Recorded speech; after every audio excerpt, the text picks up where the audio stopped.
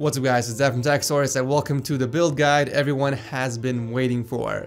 If you've never built a PC in your life because you don't know how, or maybe you're just scared you might damage something, well, I'm here to tell you that it's gonna be fine because this is a step-by-step, very detailed build guide made just for beginners. I'm also gonna show you guys how to install Windows, how to download and install the drivers, and I'm even gonna show you how to overclock the GPU so that way you can get more frames out of it.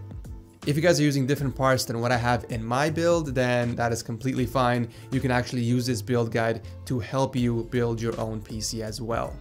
The PC we are building today is the popular Blue Lotus, which is a sub $700 PC that will destroy any game you throw at it over 60 FPS, whether you're playing GTA 5, Destiny 2, or even PUBG. If you guys want to check out the benchmarks I did for this PC, I'll leave a link below along with all the parts I used. There's a few things I recommend before building a PC. Now obviously you will need all 7 parts, but aside from that I recommend a screwdriver.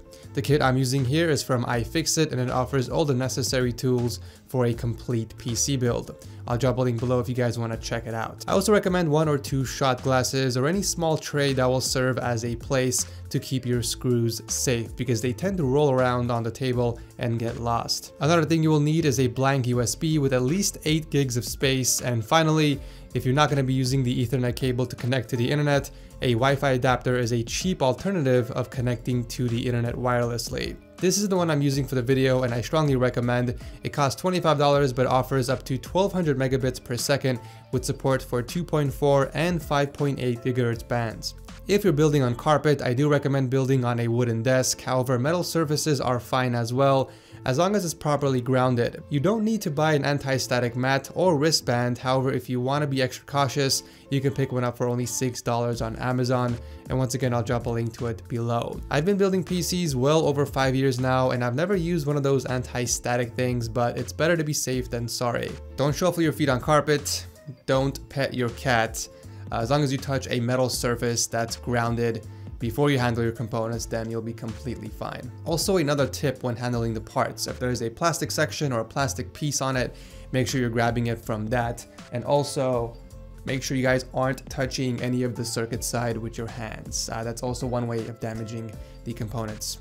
Step 1. You will need the motherboard, CPU, and RAM stick. So put the other boxes aside and begin opening up the motherboard box. Once you take it out of the anti-static bag, place it on the top of the motherboard box. But actually, before you do that, make sure to take out the following from inside.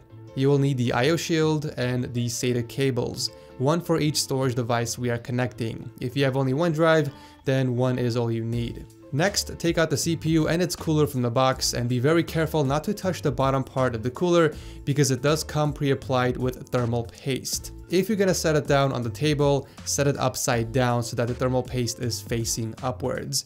Make sure you are handling the CPU from its edges. Do not touch the bottom or the surface of the processor. If you look closely at your CPU, you will find a triangle on one of the corners. You're gonna have to align that triangle with a CPU socket cover. Go back to the motherboard and push down on the lever and pull it out from its side and lift it up until the cover flips open. Gently lower the CPU down into the socket while grabbing it from both sides. Again, do not touch the surface of it, and make sure that the 2 triangles are aligned and gently let it go. Do not apply any force on the CPU. It should fall right in place. You can tell if it's completely seated by checking out the 2 notches near the edges. Gently lower the cover down and lock the CPU in place. The black piece usually pops right off if you tighten the lever, but if it doesn't, make sure to pull it out before you continue. Now it's time to install the cooler. If you're using a different cooler, just make sure to follow the instructions on the manual. It's very easy to install. However, if you're using the stock cooler like me in the video, then all you have to do is align the 4 pins from the heatsink to the 4 holes on the motherboard. But before you install it, you have to make sure the cable is long enough to reach the fan header on the motherboard. In my case, it was like a few centimeters too short if I were to install it right side up. So unfortunately, I had to rotate the cooler about 45 degrees to get that extra cable slack. Gently lower the cooler on top of the CPU while making sure all the 4 pins aligned with the 4 holes on the motherboard, and then you can go ahead and let go of the cooler and press down on the legs one at a time. Make sure you are locking the pins diagonally. Tug on the cooler a little bit to make sure it's fully secured. Once all the 4 pins are locked in the board, it's time to hook up the cooler fan, so grab the 4-pin cable from the heatsink and connect it to the CPU fan header on the motherboard, which should be right next to the RAM sticks above the cooler. Now it's time to install the RAM sticks. If you guys look on the motherboard, you will see a label showing you what RAM slots to occupy first. If there are 2 sticks, you have to install them on A2 and B2 before you occupy the others.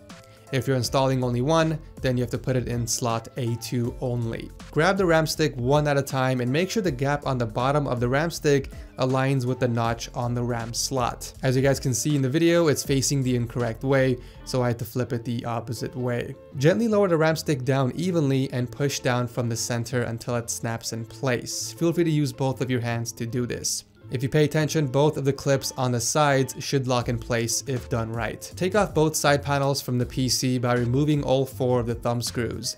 Afterwards, I put the screws in one of the shot glasses so that they don't get lost. Every case comes with either a box or a bag of screws needed to install the hardware, so take the bag or box out of the case and set it aside for now. Next, it's time to install the IO shield, so tear that out of the plastic and make sure you're holding it so that the 6 circles are on the bottom and slide it in the back of the case from the inside. If you can get the IO shield installed, then you can pretty much build a PC. This is literally the hardest part of building any rig. Make sure you're applying pressure on all 4 corners evenly until it snaps in place. Whatever you do, do not apply pressure in the center, otherwise it will bend and most likely crack. Use the corners instead. Next up, we need to install the standoffs, but this case actually comes with 6 of them already pre-installed. However, we do need to install the other 3 on the right side since we are using an ATX motherboard. You can find the standoff screws inside the bag that you removed from the case earlier. The best way to figure out which standoff screws you will need to install is by just placing the motherboard in the case and figuring out where the holes align. As you guys can see, the top 3 are missing standoff screws, so I went ahead and installed them right after. You're gonna need this type of screw to secure the motherboard in. Mine uses 8, however every motherboard is different depending on the form factor. Just look at how many holes your motherboard has and that's how many screws you will need. Start by screwing them in one by one. Feel free to use a crisscross pattern until the motherboard is fully tightened down. Whatever you do, make sure you guys do not over tighten the motherboard. We might as well connect the rear fan to the motherboard right now and get it out of the way. So grab the 3-pin cable coming from the rear fan and connect it to the system fan header on the motherboard, which should be right next to the side of the RAM sticks. Let's hook up the power supply now. So with the fan facing down, slide the power supply towards the back of the case and make sure the 4 screw holes align with the cutouts on the case before you start screwing them in. You will need 4 of these screws, which you can find either in the bag that came with the case or in the tiny bag that comes with the power supply. Now it's time to hook up the storage. If you're using either an SSD or a hard drive, you can use one of these 3 hard drive bays.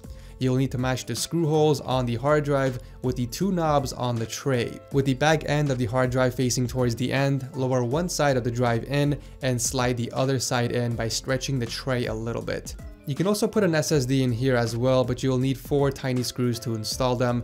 You can find those screws in the same bag. Additionally, you can install your SSD up here near the optical drive area, or you can hook it up in the back of the case on its side. Just make sure to tighten all 4 screws to hold it in place. Now it's time to hook up your storage device. So whether you're using a hard drive or an SSD, you will need a SATA cable that we pulled out from the motherboard earlier. We're also going to need 1 data cable that you can find coming out of the power supply.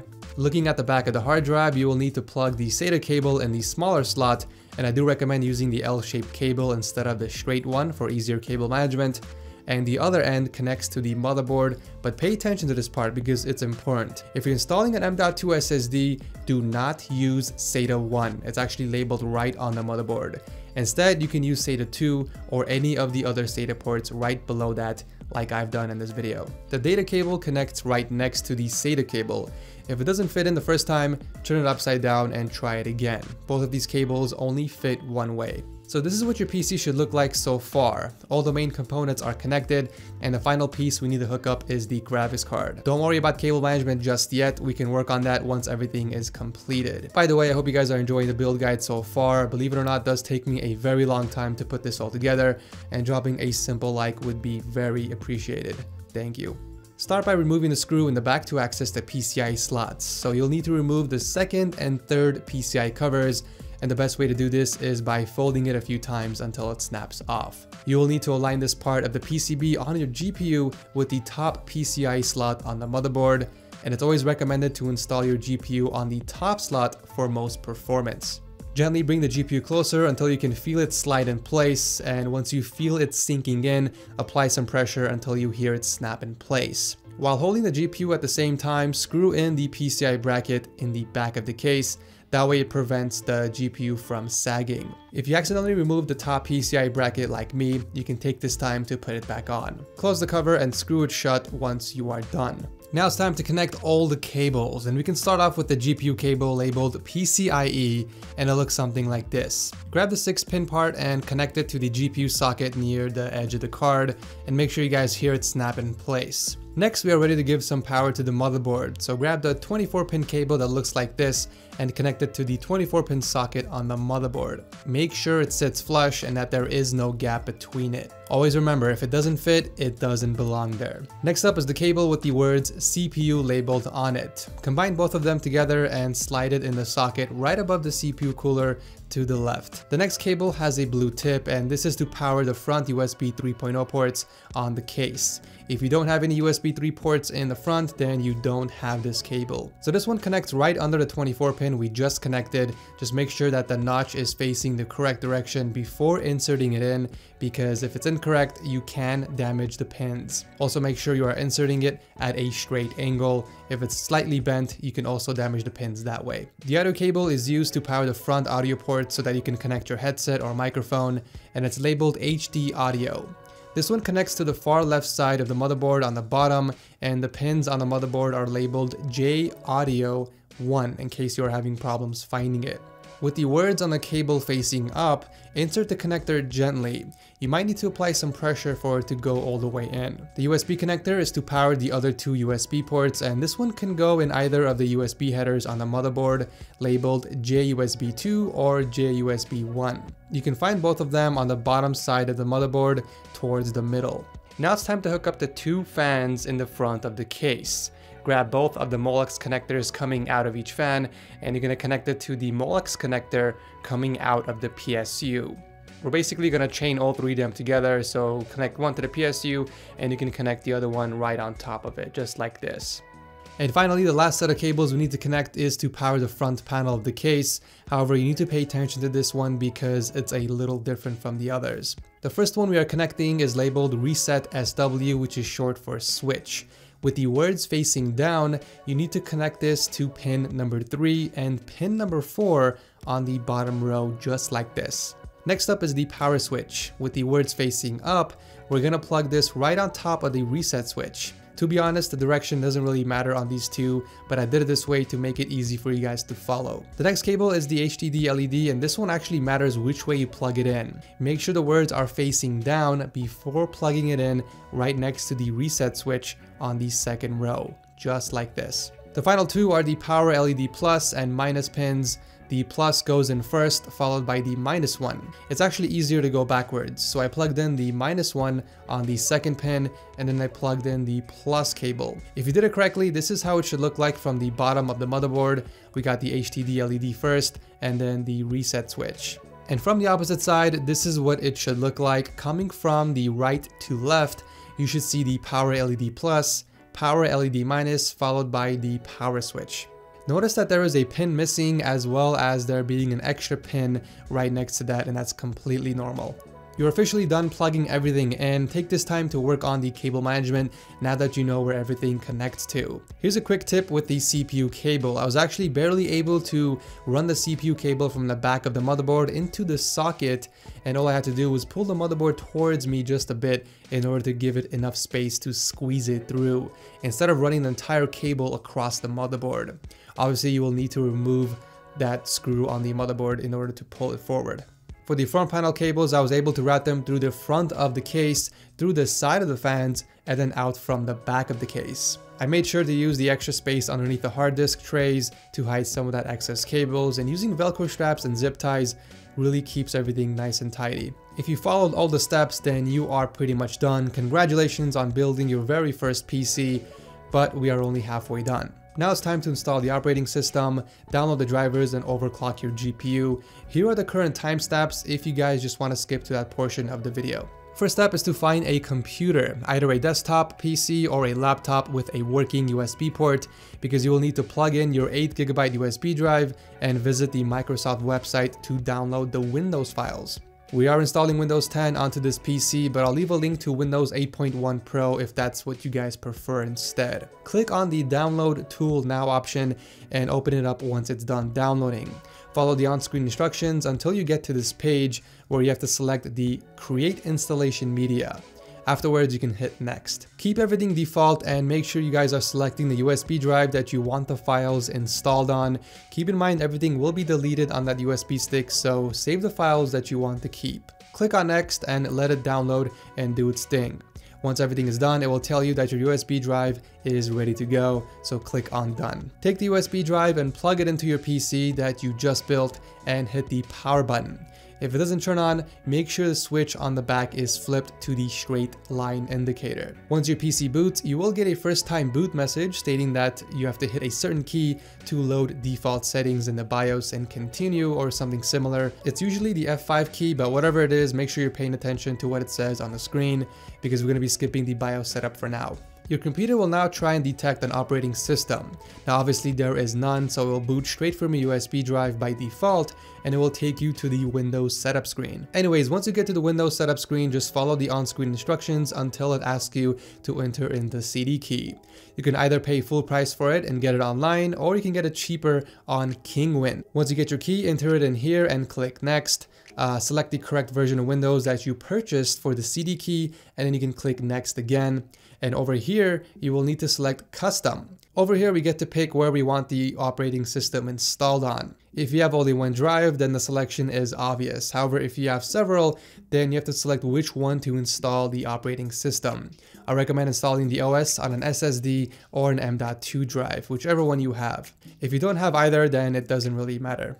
A quick note, if the drive has files on it and you don't mind wiping it clean, then you will need to format it before you click Next, otherwise it won't let you install the files.